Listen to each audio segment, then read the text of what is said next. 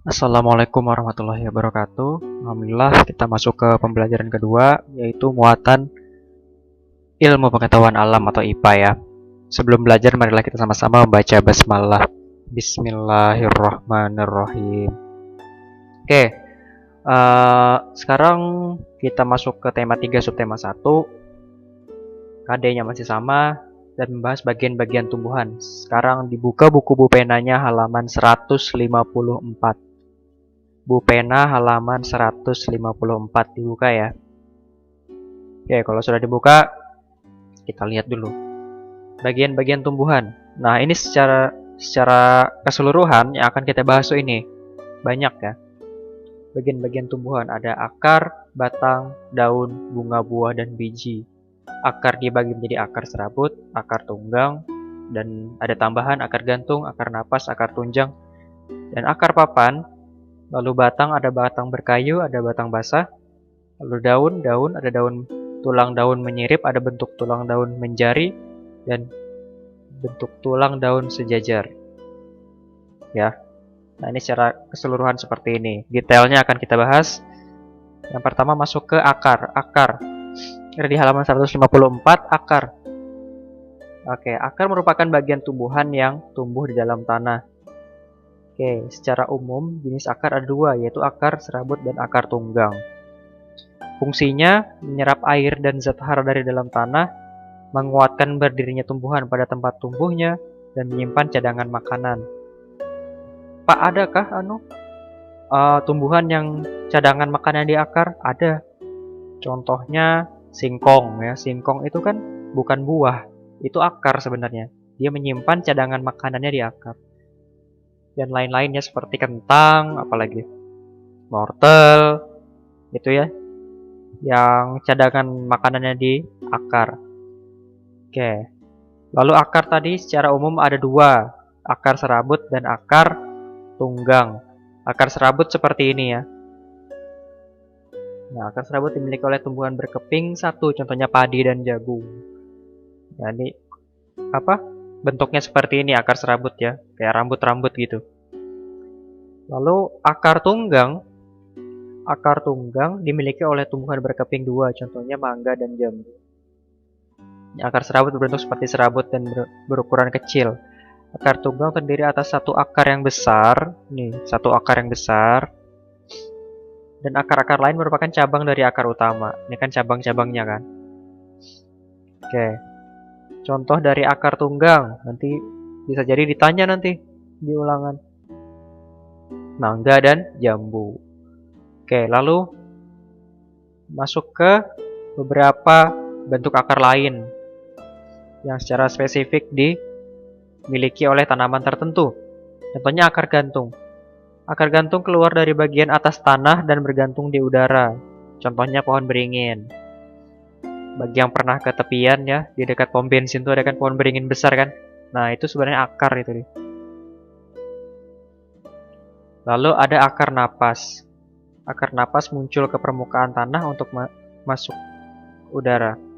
Contohnya pada pohon bakau jenis api-api ya. Ini pohon bakau jenis api-api.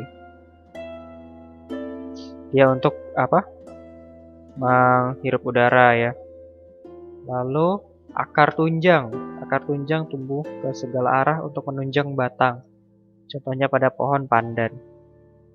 Ini akar tunjang bentuknya seperti ini ya. Bisa dibedakan bentuknya ya. Serabut, tunggang, gantung, napas, dia muncul keluar seperti ini. Bakau contohnya tadi. Akar tunjang, contohnya pohon pandan. Terakhir ada akar papan atau banir ya. Ini fungsinya untuk membantu tegaknya tumbuhan. Contohnya akar pohon kenari ya. Seperti ini.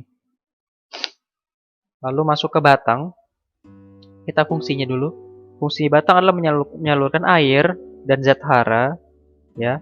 Air dan zat hara dari mana? Dari akar tadi ya. Akar kan menyerap air dan zat hara dari tanah. Lalu dari akar, air dan zat haranya ini mengalir ke atas melalui batang. Nah, ketika daun nanti terjadi proses pembuatan makanan, fotosintesis ya.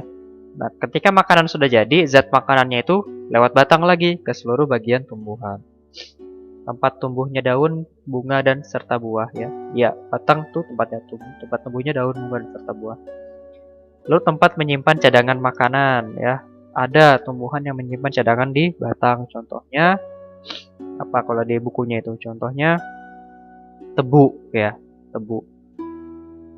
Lalu, nah ini contohnya jenis-jenis batang. Batang berkayu. Contohnya pohon jati, mangga, dan beringin.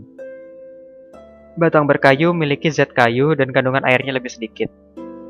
Ya, biasa diambil kayunya nih ya. Jadikan papan. Nah, kalau batang basah dia kecil ya.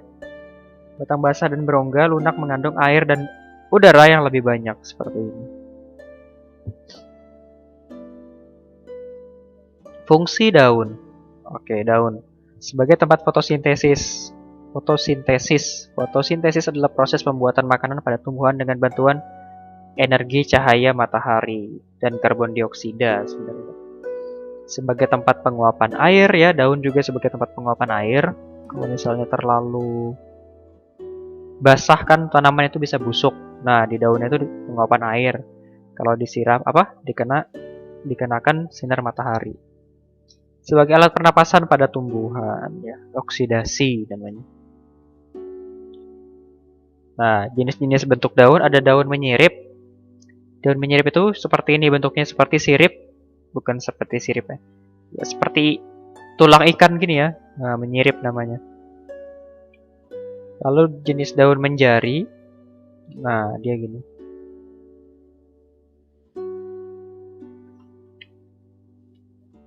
Lalu daun sejajar.